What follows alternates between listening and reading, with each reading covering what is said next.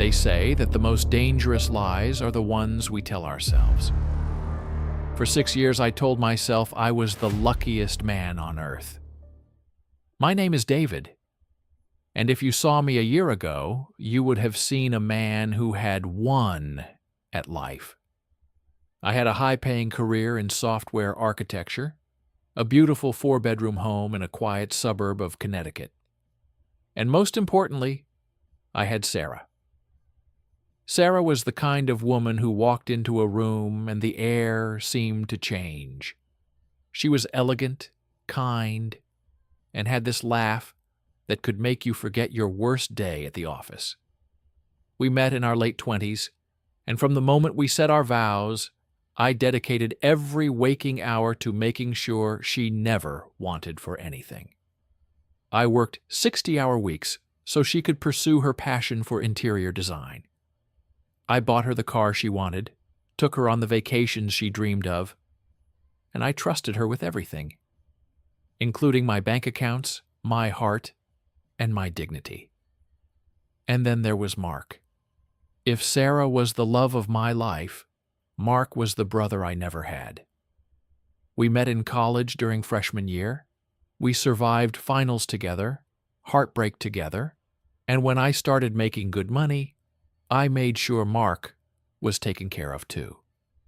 When he went through a messy breakup 3 years ago, who gave him a key to the spare bedroom? I did. Who helped him land a job at the firm where Sarah worked? I did. I treated him like family. I thought we were a trio, the 3 musketeers against the world.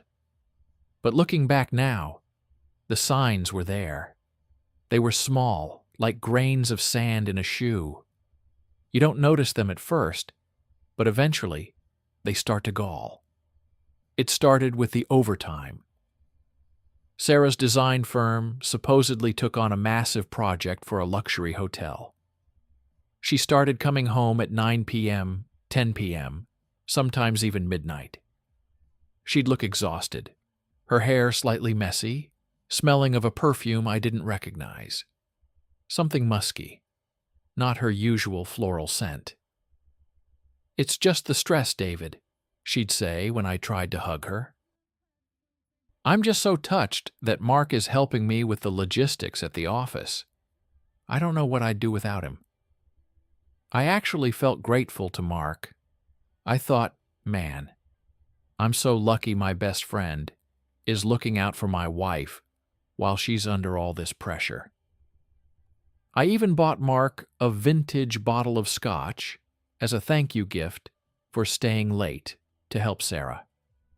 I remember him looking me in the eye, taking the bottle and saying, "Don't mention it, Dave. You know I'd do anything for your family." The irony of that statement now makes me want to vomit. The atmosphere in our house began to shift. It was subtle. The way Sarah would suddenly flip her phone face down when I walked into the kitchen. The way she stopped asking about my day. We went from having deep conversations over wine to sitting in a cold, heavy silence. I tried to fix it. I bought flowers. I booked a surprise weekend in Vermont. She canceled it at the last minute, claiming a work emergency. I told myself I was being paranoid. I told myself that successful marriages go through dry spells. But then came the news that changed everything. Sarah stood in our kitchen, holding a positive pregnancy test. The joy I felt was blinding. I had wanted to be a father since I was 20. I thought, this is it. This baby will fix us. This is the start of our real life. I didn't know then that the miracle was actually a death sentence for our marriage. I didn't know that every time I kissed her pregnant belly, I was kissing a lie that Mark had planted. I was living in a golden cage, and the door was about to be locked from the outside. But before I found the truth, I had to endure months of being the perfect, clueless husband. And that's where the real nightmare begins. The first few weeks after Sarah's pregnancy announcement felt like a dream. But slowly, that dream started turning into a psychological thriller. Sarah didn't just change. She became a different person. She became cold, distant, and incredibly defensive.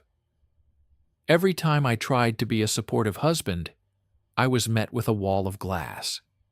"Honey, I booked that prenatal massage you wanted," I'd say, trying to be the guy she fell in love with. She wouldn't even look up from her phone. "I'm too busy, David. Mark and I have a huge presentation for the hotel project.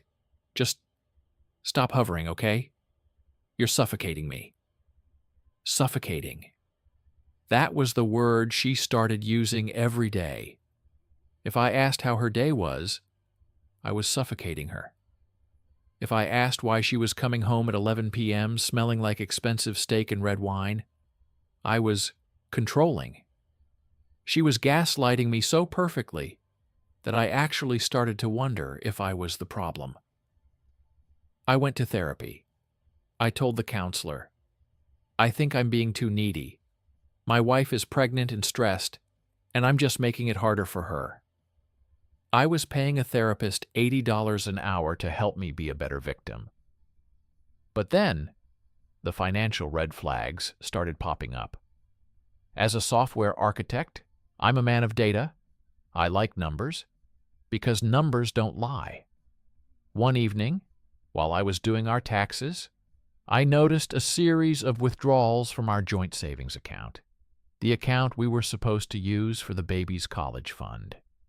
$500 here, $800 there, all labeled as consulting fees or miscellaneous decor.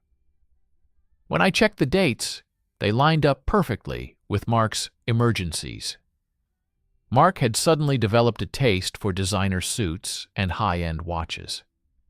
I remember seeing him at a Saturday BBQ wearing a Rolex that cost more than my first car. "Nice watch, Mark," I said, flipping a burger. "Business must be booming." Mark didn't even flinch. He just smiled that smug, crooked smile of his and glanced at Sarah, who was sitting on the porch. "Yeah, Dave, you could say I've found a very generous benefactor lately. Life is good." Sarah didn't look away. She just sipped her sparkling water and gave him a look that made my blood run cold. It wasn't a look between coworkers. It was a look of shared secrets. The real crack in the mirror happened on a Friday night.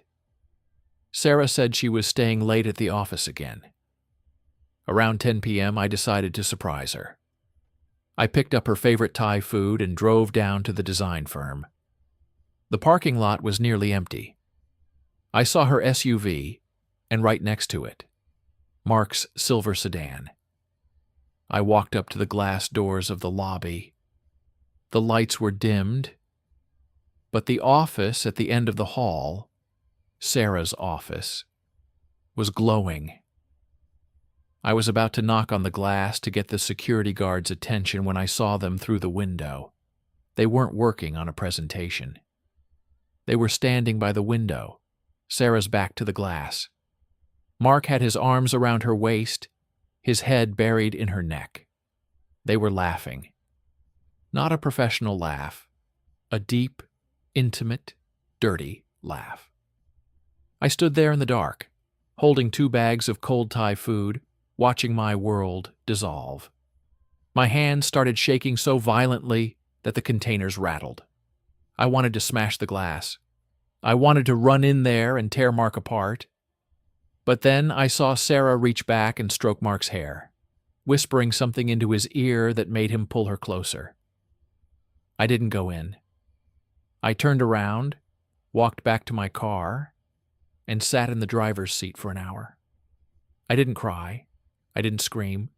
Something inside me just clicked. The man who loved Sarah died in that parking lot. The man who replaced him was a stranger. A man who realized that to win this war, he had to become a ghost. I drove home, put the Thai food in the trash, and went to bed. When Sarah came home 2 hours later, she climbed into bed and tried to put her hand on my shoulder. "Long night, babe," she whispered, her voice honey-sweet and poison-laced. "I'm so tired." The baby is kicking like crazy. I lay there, staring at the ceiling in the dark, and whispered back, "I bet he is, Sarah. I bet he is." That was the night I stopped being a husband and started being a hunter. I didn't know yet about the DNA. I didn't know about the secret bank accounts she'd opened in Mark's name. But I knew one thing. The miracle was a lie, and the best friend was a parasite. And I was going to make sure that when the truth finally came out, there would be nowhere left for them to hide. The next morning I woke up before the sun. I looked at Sarah, sleeping peacefully beside me, her hand resting on her stomach. For a split second I felt that old wave of affection, but then I remembered the silhouette in the office window. The woman I loved was a fiction. The woman in my bed was a stranger playing a role in a high-stakes scam. I went to my home office and locked the door. I'm a software architect. I build systems. And now, I was going to build a system to dismantle my own life. I realized that if I confronted her now, she would deny everything. She would cry, call me crazy, and Mark would help her hide the evidence. No. I needed a paper trail so thick it would suffocate them. I started with the consulting fees I'd seen in our joint account. I tracked the wire transfers. They weren't going to a design firm. They were going to a shell company registered in Delaware. I spent 4 hours digging through public records until I found the registered agent. It was Mark's sister. Sarah was literally funneling my hard-earned money, money meant for our child's future, into an account controlled by Mark's family. They weren't just having an affair, they were robbing me blind. Then came the hardware. I went to a specialty electronics store 2 towns away. I bought 3 high-definition nanny cams, disguised as ordinary household objects. A USB charger, a smoke detector, and a digital alarm clock. I installed them in the living room and the kitchen while Sarah was out at her doctor's appointment. But the real gold was the cloud. Sarah thought she was tech-savvy, but she made a classic mistake. She had synced her old iPhone to our shared home iMac years ago and never turned off the shared photo library for certain folders.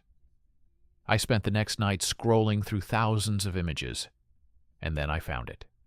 A hidden folder titled Project X. It wasn't a project. It was a diary. Dozens of photos of Sarah and Mark in places they should never have been. Weekend trips to Cabo when I was on business in Seattle, dinners at 5-star restaurants, and then the ultrasounds. There were 2 sets of ultrasound photos. One set was the one she showed me, the official one. The other set had a different date and a different doctor's name. I looked at the dates. The conception window didn't line up with the weeks I was home. It lined up perfectly with the 10 days I was at a conference in Vegas. The same 10 days, Mark was checking in on Sarah because she felt lonely. I felt a surge of nausea so strong I had to grip the desk to stay upright. Every "I love you," every "I miss you" text she sent me while I was working my tail off to provide for her was sent while she was in his arms.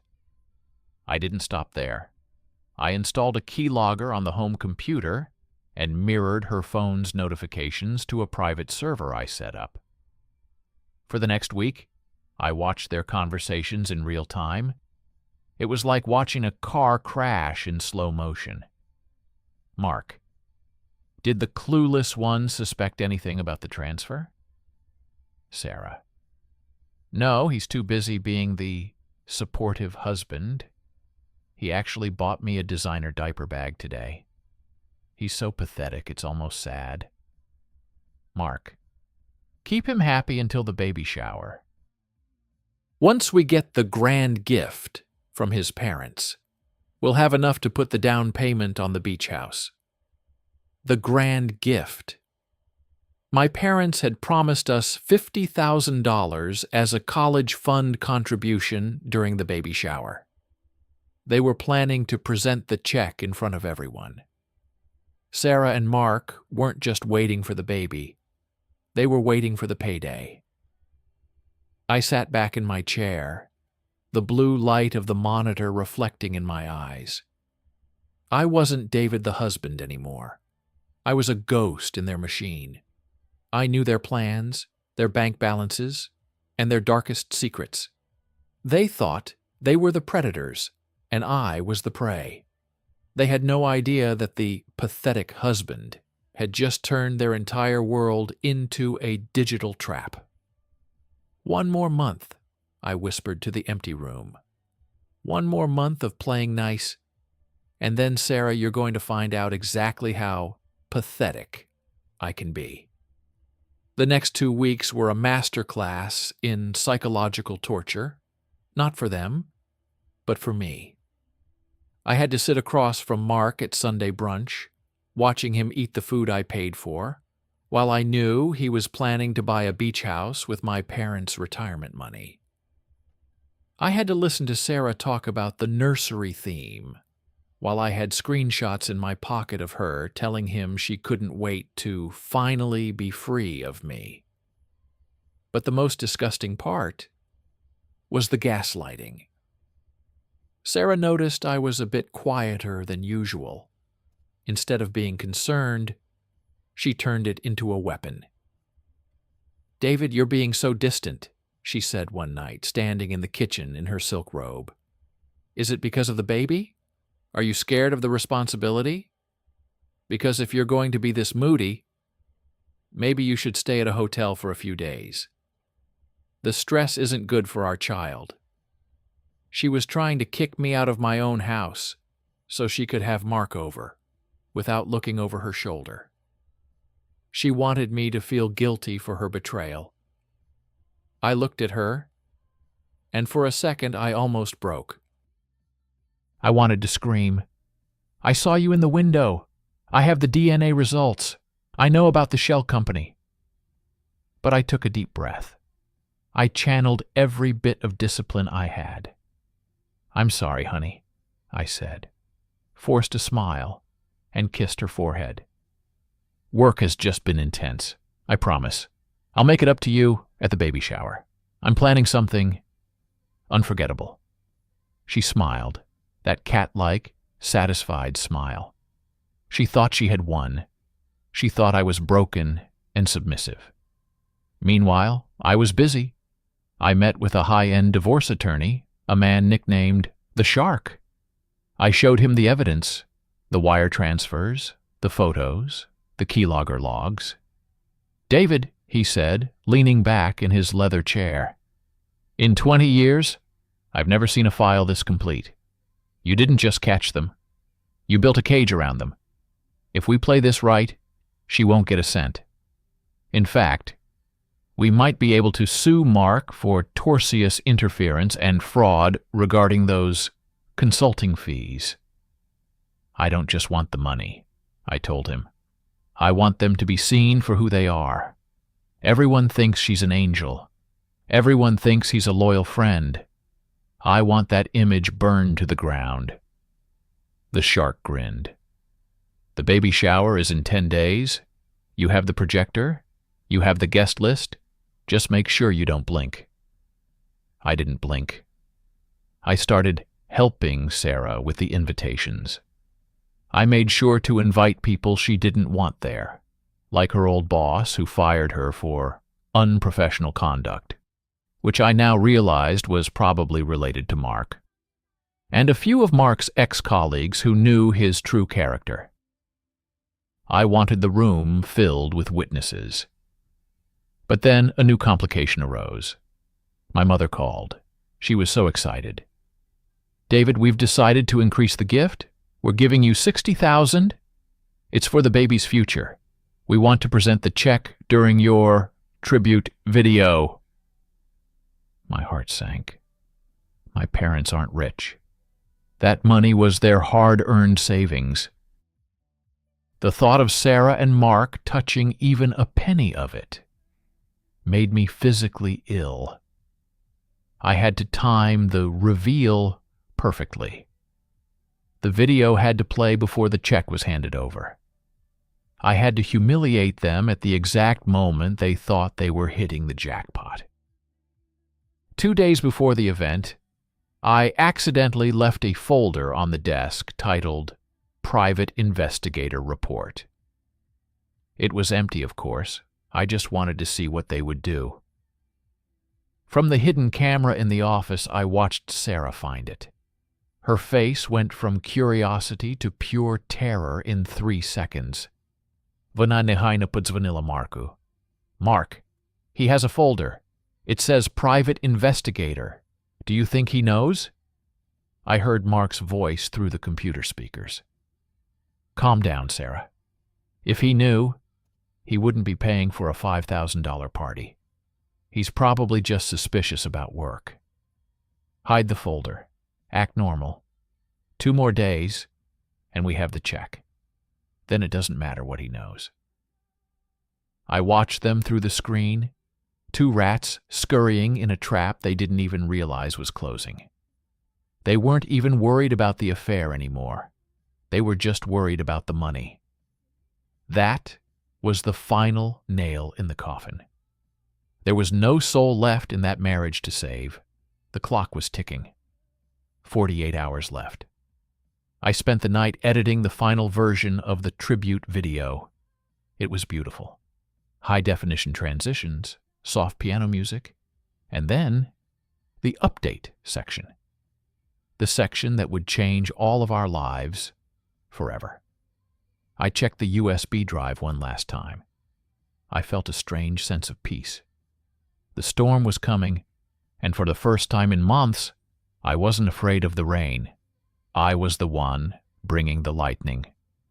Ось Part 5, the day of the performance and the final smiles. Ця частина описує останні години перед соціальним вибухом. Вона просякнута фальшем, напругою та останніми хвилинами тріумфу зрадників перед їхнім повним крахом. Part 5. The Last Supper, 110 to 128. Copy and paste this into your AI voice generator. The morning of the baby shower was perfect. That's the irony of it. The weather was exactly what Sarah had prayed for. Blue skies, a light breeze, and the scent of blooming jasmine in our backyard. If you were a neighbor looking over the fence, you would have seen a picture-perfect American dream. You would have seen me, the doting husband, setting up the white wooden chairs. You would have seen Sarah, glowing in her lace maternity dress, arranging the floral centerpieces with a smile that could melt ice. But inside, I was a hollow shell. I felt like a ghost, walking through my own life. Every time Sarah touched my arm or asked for a glass of water, I felt a physical jolt of electricity. Not the good kind. It was the kind of shock you get when you touch a live wire. "David, you're doing such a great job with the projector," she said, leaning in to kiss my cheek. I smelled her perfume, that musky scent again. The scent of her late nights with Mark. "I'm so excited for everyone to see the video. It's going to be the highlight of the day." "Oh, it will be, Sarah," I replied, my voice steady and low. "I've put a lot of special details in there that nobody is expecting." She laughed, a light, tinkling sound. She thought I was talking about a gender reveal or a sentimental montage of our childhood photos. She had no idea that Project X was loaded and ready on the drive in my pocket. By 2 p.m., The backyard was full. My parents arrived first, my mother clutching her purse, the one that held the $60,000 check. She hugged Sarah, her eyes tearing up. "I can't believe my little boy's going to be a father," she whispered. I had to look away. The guilt of letting my mother believe this lie for even one more hour was eating me alive. But I knew that if I stopped the party now, Sarah would spin a story. She would play the victim. I needed the witnesses. I needed the public record. And then Mark arrived. He walked in like he owned the place. He was wearing that Rolex, my money, and a custom-tailored suit.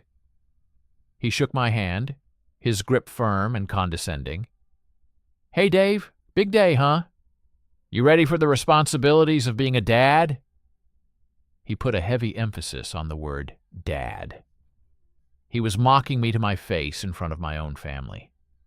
He looked at Sarah, and for a split second, I saw it. The smirk.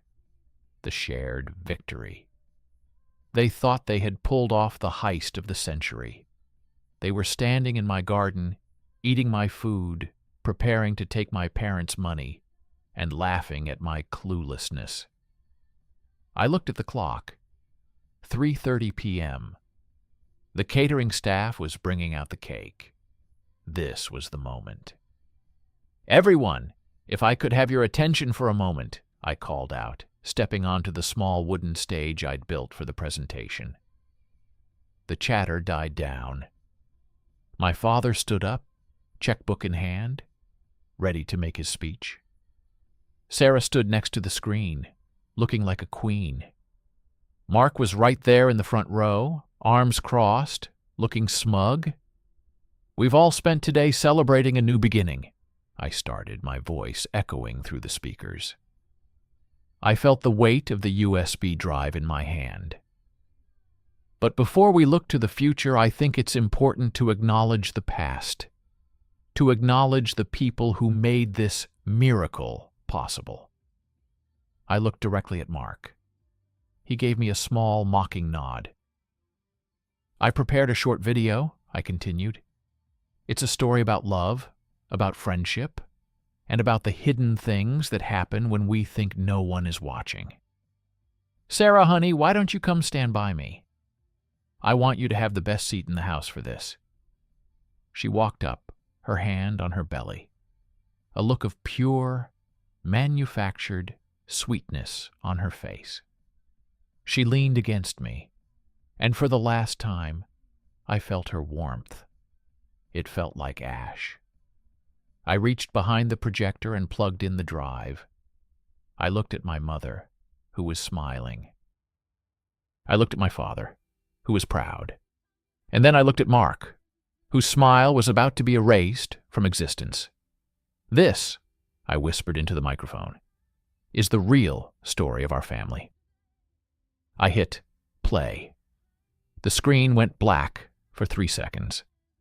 Then, the first image appeared. It wasn't our wedding. It wasn't an ultrasound. It was a high-resolution photo of Mark's silver sedan parked in front of a motel at 2 a.m., with the timestamp clearly visible. March 14th, the night David was in Seattle. The air didn't just leave the room. It felt like the entire world stopped breathing. The silence that followed that first photo wasn't just quiet. It was heavy. It was the sound of 80 people simultaneously realizing that they weren't at a party. They were at an execution. I didn't look at the screen. I looked at Sarah. The blood drained from her face so fast I thought she was going to faint. She looked at me, her mouth opening and closing like a fish out of water. But no sound came out. "David, what is this?" She finally managed to whisper, her voice trembling. "Is this some kind of sick joke?" "No, Sarah," I said, my voice echoing through the backyard speakers, calm and cold as a winter morning. "The joke was my marriage. This is just the punchline. I hit the next button. The piano music stopped. A recording started playing over the high-end sound system I'd spent 3 hours setting up. It was the audio from the hidden camera in my home office. Sarah's voice. "He's so clueless, Mark. He actually bought the designer crib today. He's basically financing our future." Mark's voice. "Let him. Every dollar he puts into that college fund is a dollar we spend on the beach house in 3 months. I can't wait to see his face when we hand him the divorce papers after the check clears." The gasp that went through the crowd was like a physical wave. My mother let out a sharp, choked sob. My father, a man who had never raised his hand to anyone, stood up so fast his chair flipped over. He was staring at Mark, who was now backed up against the catering table, his face a ghostly shade of gray. "You son of a—" my father started, but I held up a hand. "Wait, Dad," I said. "We haven't gotten to the best part. The miracle of life." The screen changed again. This wasn't a photo. It was a PDF of the DNA paternity results. I had used a red digital highlighter to circle the words. Probability of paternity, 0.00%. Underneath it, I had added a second document, the one I'd intercepted from the lab, showing Mark as the biological father, with a 99.9% match. The chaos erupted. Sarah's mother stood up and walked over to Sarah. I thought she was going to comfort her. Instead, she looked at her daughter with a look of such pure disgust that Sarah actually flinched. "You used us," her mother hissed. "You used our name, our reputation, and this man's love to hide your filth? Mom, please! Mark and we're in love!"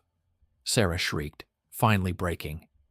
It was the worst thing she could have said. She admitted it in front of every witness she had ever cared about.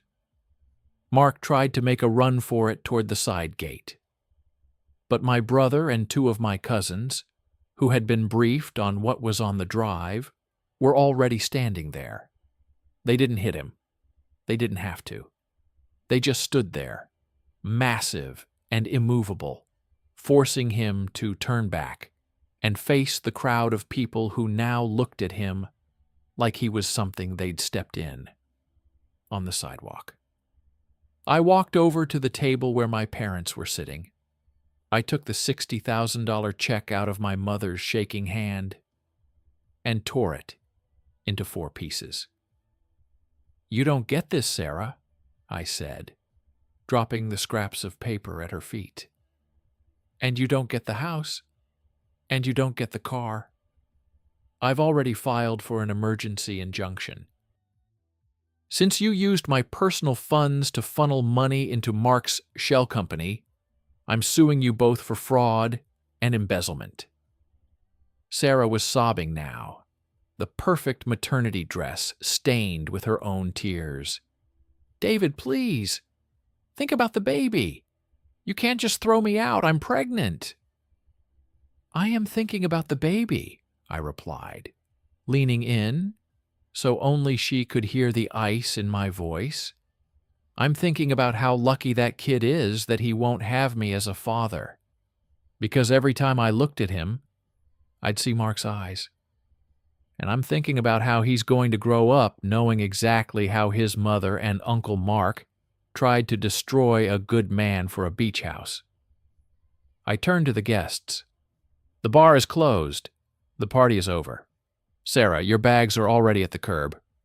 Mark, I've already sent a copy of that video to your boss and your ex-wife. I think they'll find the logistics of your overtime very interesting."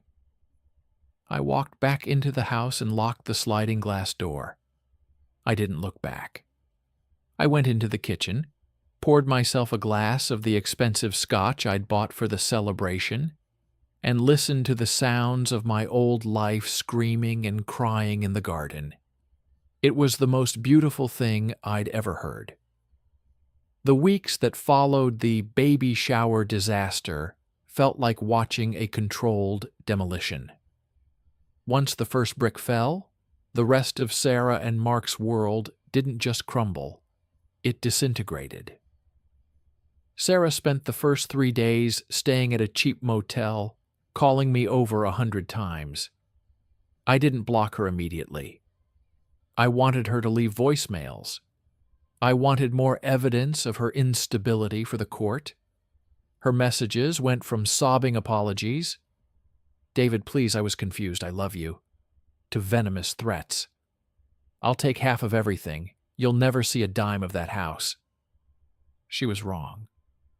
My lawyer, the shark, was already 10 steps ahead. Because I had documented the wire transfers to Mark's sister's shell company, we filed for a constructive trust. We proved that Sarah had committed financial fraud. In our state, that's a massive game changer in divorce proceedings. She didn't get half. She got nothing but her personal clothes and a pile of legal fees she couldn't afford to pay. And Mark's downfall was even more satisfying. I didn't just send the video to his boss. I sent the detailed hotel receipts that showed he was using his company credit card for his business meetings with my wife. He was fired for gross misconduct and embezzlement within 48 hours. His professional reputation in our small industry was nuked. Last I heard, he was working a dead-end job at a warehouse, living in his sister's basement because he couldn't pass a credit check for an apartment. The beach house they dreamed of? It remained exactly what it was, a fantasy built on a foundation of lies. But the most painful part was the baby. 6 months later, I received a notification. Sarah had given birth. It was a boy. For a split second, my heart ached. I thought about the nursery I had painted with my own hands. I thought about the books I had bought to read to him. But then I saw a photo Sarah had posted on a burner social media account. The boy looked exactly like Mark. I felt a strange sense of relief wash over me. That child wasn't my legacy. He was a living reminder of a bullet I had successfully dodged. I sent a final letter through my attorney, formally waiving any potential parental rights and providing the DNA evidence to the state to ensure I would never be held liable for child support. I was officially, legally, and emotionally free. I sold the big house in Connecticut. Every corner of it was haunted by the ghost of a woman who never existed. I moved to a small cabin near the coast in Maine. I traded the 60-hour work weeks for morning walks on the beach and an old wooden boat I'm restoring in my spare time. My parents eventually got over the shock. My mother used that $60,000 check to take my father on a cruise around the Mediterranean. She told me, "David, I'm glad the truth came out. I'd rather lose a daughter-in-law than see my son live a lie for the rest of his life." Yesterday, I was sitting on my porch, watching the sunset over the Atlantic. I took a sip of my coffee and realized something profound. For 6 years, I thought my happiness depended on Sarah. I thought I needed that perfect life to be a man of value. I was wrong. The value wasn't in the house or the marriage. The value was in the truth. Sarah and Mark are still out there somewhere, probably blaming me for their failures, probably still lying to each other just to survive the day. But they are no longer my problem. I am David. I am a man who survived a betrayal that would have broken most. I am a man who looked into the abyss and didn't blink. And as the sun went down, I realized I wasn't just okay. I was better than I had ever been. To anyone out there listening, anyone who suspects their world is built on a lie, Don't be afraid of the truth. It might burn your world down, but only the things that were meant to burn will turn to ash. Everything else, that's where your new life begins. Thank you for listening to my story. Stay strong, stay vigilant, and never, ever let someone else tell you who you are.